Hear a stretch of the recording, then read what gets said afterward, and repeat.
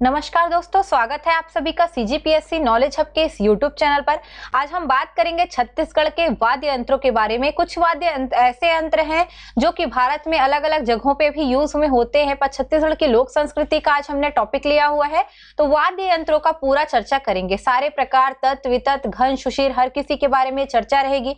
वाद्य यंत्रों में कुछ नए वाद्य यंत्र जो संस्कृति विभाग है, हमारा संस्कृति एवं पुरातत्व विभाग जो छत्तीसगढ़ सरकार का, उन्होंने डाला हुआ है। तो नए अपडेट है उनके साथ हम पूरा करेंगे। ये आपको इंपॉर्टेंट कहां हो सकती है? एक तो आपको कल्चर को आपको जानने के लिए जरूरी है। दूसरा, आप परीक्षा देते हैं, सीजी व्यापम सीजीपीएससी द्वारा आयोजित कोई भी परीक्षा हो, जैसे सीजीपीएससी स्टेट सर्विस एग्जाम जो है आयोजित करता है, एसीएफ का आयोजित करता है, उसी प्रकार व्यापम जैसे सुपरवाइजर, पटवारी, संपरीक्षक, इस प्रकार से सारे जो परीक्षाएं हैं वो आयोजित करता है। तो यहाँ पे छत्तीसगढ़ का सिलेबस जरूर होता है, चाहे सामान्य ज्ञान से रिलेटेड हो, कल्चर से रिलेटेड हो। कभी कभी किसी पेपर में जैसे सुपरवाइजर, संपरीक्षक जैसे परीक्षाओं में आपको नहीं मिलेगा छत्तीसगढ़ का कल्चर, पर ऐसा नहीं कि उसमें छत्तीसगढ़ का सामान्य ज्ञान दिया है तो उसमें केवल भूगोल और इतिहास के अलावा कुछ और नहीं पूछ सकता। कोई भी चीजें कहीं से भी आ सकती है। बिल्कुल इसको देखिएगा, अच्छे से अंत तक देखिएगा, लाइक कर दीजिए, सब्सक्राइब कर दीजिएगा अगर नए होंगे तो, और बिल्कुल इसको अपने दोस्तों के साथ, परिवार वालों के साथ, जिसके साथ भी शेयर करना है आप बिल्कुल शेयर कर सकते हैं। चलिए स्टार्ट करते हैं हमारे वाद्य यंत्रों को। तो लोक वाद्य यंत्र आखिर होते क्या है?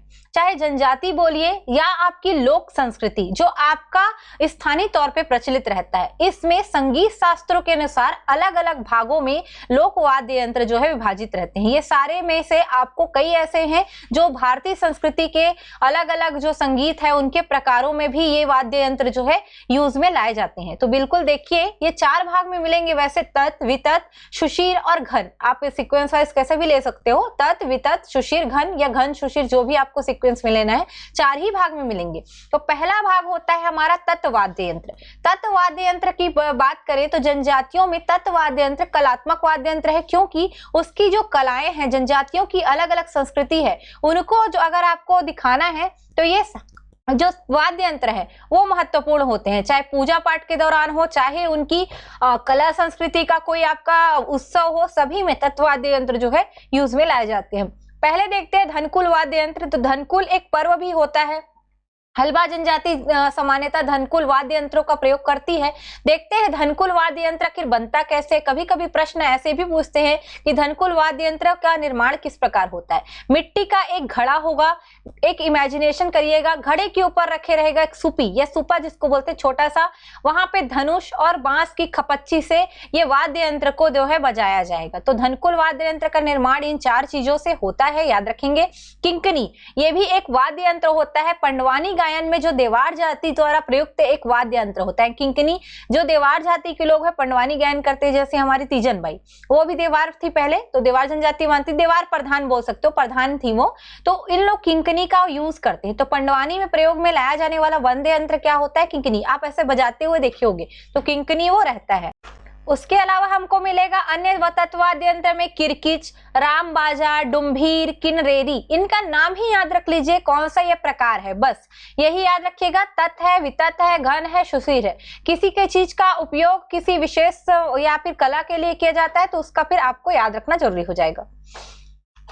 उसके अलावा तो हमें मिलता है वितत वाद्य यंत्र। वितत वाद्य यंत्र का जो निर्माण है, ये मजबूत खोखले का जो आधार है उस पर चमड़े को मढ़कर एक साइड चमड़ा लगाए या दो साइड, एक मुखी या द्विमुखी वाद्य यंत्र हम बनाते हैं। कई बार क्या होता है, एक साइड प्लेन रहता है, दूसरे साइड चमड़ा लगा रहेगा, कई बार दोनों साइड चमड़ा लगा रहेगा।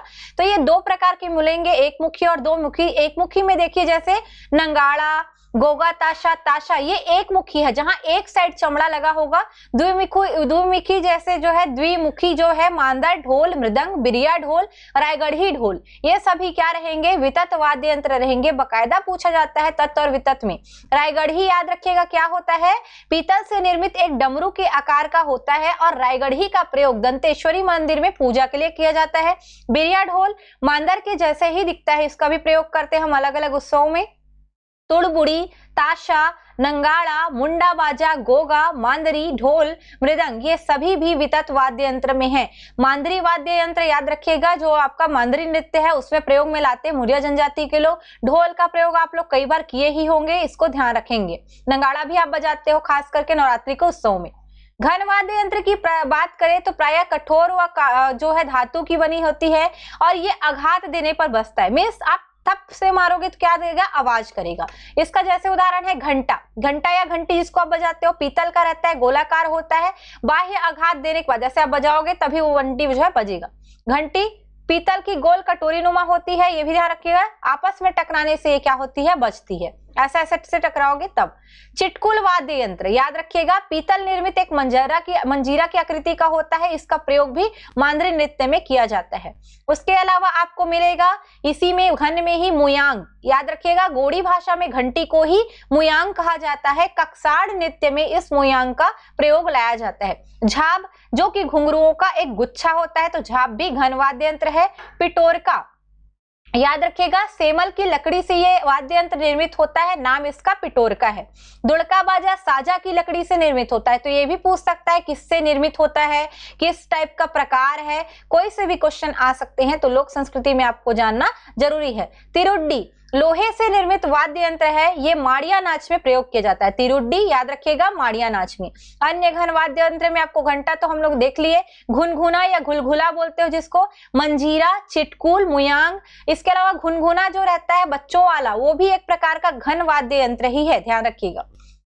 आजकल तो मोबाइल बजाते हैं ना सब। शिशुरी वाद्य यंत्र, ये वाद्य यंत्र मुंह से फूंक कर बजाए, शु शिर स्वर से जो बजेगा, यानी कि मुंह से आप फूकोगे, हवा की उतार चढ़ाव से संगीत में जो परिवर्तन है आप कर सकते हो। जैसे मोहरी शादी में जो बजता है देखे होगे। अहीर या घसिया जनजाति की या जाति द्वारा बोल सकते हो आप, इसका प्रयोग किया जाता है। सामने का हिस्सा धातु का रहता है, पीछे लकड़ी का रहता है, तो लकड़ी साइड को आप फूंक के बजाते हो।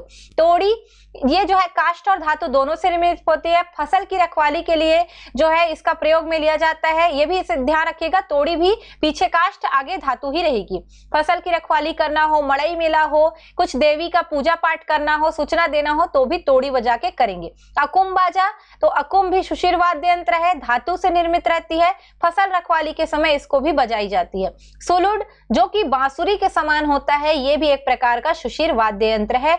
समय को ध्यान रखते हुए हम लोग थोड़ा इसको जल्दी में ही करा रहे हैं, ताकि हम कम से कम समय में आपको ज्यादा से ज्यादा जानकारी देते रहे। बांसी हलवा भत्रा जो जाति है उसमें ये प्रचलित है, जनजाति में बोल सकते हो। नेफ्री करनाल और बीर कहाली, दंतेश्वरी मंदिर में आरती के समय ये बजाया जाता है, याद रखिएगा नेफ्री करनाल और बीर कहाली बहुत इंपॉर्टेंट है। उसके अलावा बांसुरी और अलगोजा ये भी अलग प्रकार से सुशिर वाद्य यंत्र में आते हैं। गढ़वा बाजा देखे होगे, गढ़वा बाजा पहले तो शादी उदी में भी बजता था, आजकल बैंड बाजा के बाद डीजे और कहाँ धुमाल ने स्थान ले लिया। तो गढ़वा बाजा पहले शादी में भी बजता था, साथ ही गढ़वा बाजा जो मड़ई में बजता है या राउत नाचा में बजता है, तो गढ़वा बाजा बिल्कुल याद रखेंगे। इसमें आता है मोहरी, है ना, मुंह से फूंक के बजाएंगे। गुदुम गुदुम यानी कि ठोक के बजाएंगे। निशान, दफड़ा, टिमकी, झुमका या झुमरा जिसको बोलते हैं, झांझ, मंजीरा, मांदर, मृदंग, नंगाड़ा, ये सारे क्या है, गढ़वा बाजा के यंत्र हैं। तो आपसे गढ़वा बाजा के वाद्य यंत्र पूछे तो मोहरी, गुदुम, निशान, दफड़ा, टिमकी, झुमरा, झांझ, मंजीरा, मांदर, मृदंग, नंगाड़ा, याद रखना है इस सबको। कुछ वाद्य यंत्रों का फोटो मैंने नहीं दिखाया है, मैं उसका फोटो आपको दिखाती हूँ। यहां से देखिए, गुदुम दिख रहा होगा आपको, कैसे है, गुदुम बाजा बजा रहा है। डफला है, डफली। नंगाड़ा कैसे दिखता है देख लीजिए। तुरड्डी ये देख लीजिए कैसे दिखता है। करताल है, मंजीरा है, झांझ देखे होंगे। बांस वाला जो बाजा है, बांस गीत के लिए बांस का प्रयोग किया जाता है। वाद्य यंत्र अलगोजा देखो कैसे मुंह से फूंक के बजाएंगे, तीन चार होल रहते हैं उसमें भी। ढोलक देख लीजिए कैसा दिखता है। उसके अलावा आप जो है आप मांदर वगैरह भी देखे होंगे कैसे दिखता है, दोनों साइड जो रहता है वो भी रहता है। बांसुरी, उसके अलावा सारंगी, ये भी एक प्रकार का वाद्य यंत्र है। कुछ वाद्य यंत्रों के बारे में संस्कृति विभाग मंत्रालय ने अपने अपडेट्स में डाला है, जिसको मैं बताती हूँ, जिसमें से आप देख सकते हो ईशराज, ये नए वाद्य यंत्र हैं। हो सकता है आपसे प्रश्न में पूछ ले, तो मैंने डायरेक्ट ही इसको संस्कृति विभाग की जो वेबसाइट रहती है उनकी, या बोल सकते हैं उनके पेज से ही इसको निकाला है।